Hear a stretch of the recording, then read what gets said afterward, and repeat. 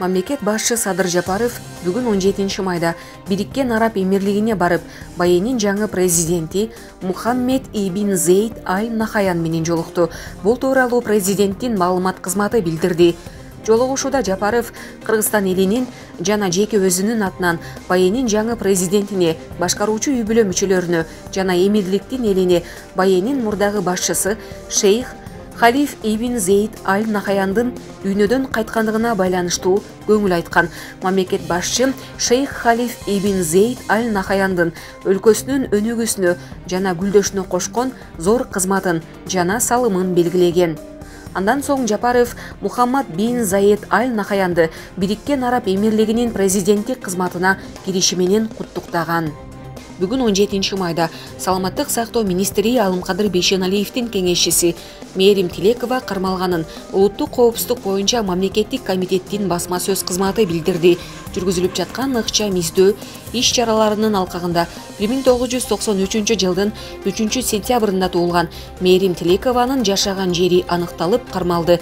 Тилекова кылмыш жаза кодексинин 343 беренесинин опузалап пара алуу негизинде тергөө амалдарын жүргүзүү үчүн Каракол шаарына жеткирилди. Учурда тиешелүү ыкчам иликтөө иш чаралары жүргүзүлүүдө. Булак медиа центр KG. Саламаттыкты сактоо министри Алымкадыр Бейшеналиев анын реформаларына кимдер бут тосуп жатканын билдирди. Бул тууралуу ал Акипресс агенттигине айтып берген. Анын айтымында кечеги окуядан кийин анын орун басарларынын бет ачылды. Менин реформаларыма бут тосуп, аны жайлаштырган адамдардын бети ачылды. Мен Германиядан келгенден кийин аларды кызматтан бошотоюн дегем.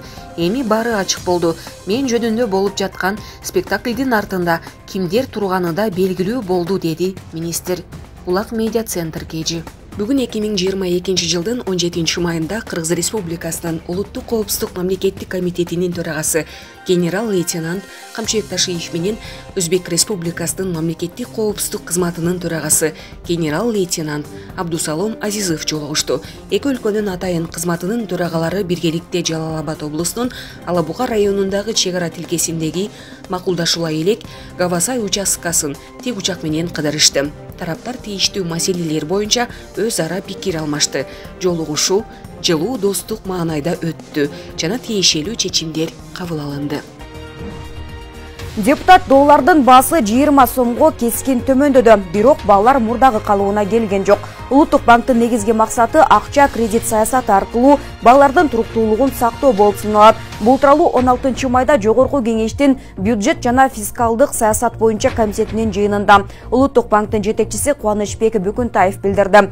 Анын айтымында мындай максат башынан эле коюлган, анткени баанын туруктуулугу жалпы калктын жашоосуна таасирин тийгизет. Депутат Жаныбек Абиров доллардын акыркы секирүүсүнөн кийин курс 20 сомго кескин төмөндөгөнүн, бирок балдар мурдагы калууна келбегенин эске салды. Улуттук банктын бул жаатта кандай максаты бар? Туруктуулук жок, валюта рыногунда өзгөрүүлөр болгону менен баалар өзгөрүүсүз калууда, деди ал. Улуттук банктын башчысы тилекке каршы экономикада мындай мыйзам ченемдүүлүк бар, секириктен кийин тескери бааны дароо кайтаруу кыйын экенин айтты.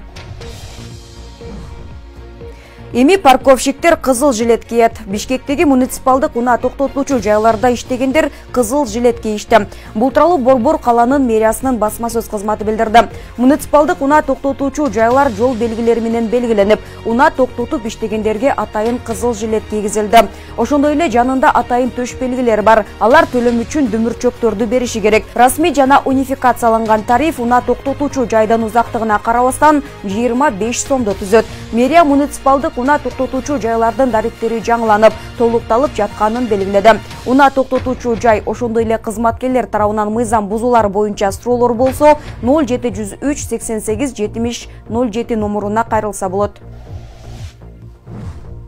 Бийлик тамеки менен арак арзан болгондуктан элдин саламаттыгы начарлап жатат. Кыргызстанда алкоголдук ичимдиктер менен чылымдын баасы аябай арзан болгондуктан калктын саламаттыгы начарлап жатат. Бул тууралуу министрлер кабинетинин төрагасынын орун басары Эдил Байсалов билдирген. Өкмөттүн маалымат кызматы Байсалов ден соолугу үчүн салык салуу потенциалын жогорулатуу боюнча семинарга катышканын кабарлады. Анда Кыргызстанда өлүмдүн негизги себептери болуп, жүрөктүн ишемиялык оорусу, инсульт, цирроз жана өпкө оорулары экендиги белгиленген. Дүйнөлүк саламаттык сактоо уюмунун маалыматында мындай дарттар чылым чегүү, спирт ичимдиктерин жана туз колдонуудан, аз кыймыл, ашыкча салмак, туура эмес тамактануудан келип чыгат. Байсалов Кыргызстанда спирт ичимдиги менен чылымдын баасы өтө арзан экенин айткан.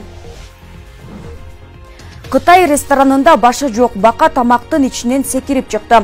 Кытайдын Сычуань провинциясынын Чэнду шаарындагы ресторандын биринде башы жок бака тарелкадан секирип кардарды чочуткан. Бул тууралуу Лента чеке туруу билдирди. Ресторандын кардары жергиликтүү деликатесте, чили майына жана калемпирге маринатталган бука баканы заказ кылган. Ага табак салынган тарелканы алып келгенде, анын ичинен бака капыстан столдун үстүнө секирип түшүп, териси сайрылып, окуя видеого түшүп калган. Жазууда тарелкада жаткан баканын кантип турушуп, бутунун кыймылдатканы көрсөтүлгөн. Андан кийин анын кыймылы тездейт жана ал качуу аракетинде табактан секирип чыгат. Андан кийин туздалган амфибия үстөлдүн үстүнө конуп кыймылдай берет. Бул пост социалдык тармактарга тарап, көптөгөн колдонуучуларды иренжитти. Алардын айрымдары мындан ары эт жебей вегетариан болуп калышаарын билдиришкен. Колдонуучулардын бири ресторанда кардарларга жаңы тамактар берилет деп тамашалады. Дагы бирөө баканы зомби деп атап, эч кандай мындай нерсени жебөөгө ант берген. Үчүнчүсү баканын качуу аракети ишке ашпай калганына таасир этип, анын азабын видеодон да сезе турганын айткан. Буга чейин польшалык электрик жыландын оозунан качууга аракет кылып жаткан баканы видеого тартып алган. Эркек белгилегендей, амфибия ар кандай жолдор менен качууга аракет кылган. Бака жылан аны оозуна кармай албайт деген үмүт менен чыйрыгып, шишип кеткен жана сойлоп жүрүүчүнүн аны жутуп алуусун кыйындатуу үчүн бутун бүгүп койгон. Ушул маалыматтар менен бүгүнкү берүүбүздү жыйынтыктайбыз. Эскерте кетсек, жогоруда айтылган маалыматтар Регион телеканалынын көз карашын билдирбейт. Мында кеткен маалыматтарга телеканал жооптуу эмес. Студияда мен Адина Байшбекова болдум. МКФден амандашканча сак саламатта туруңуздар.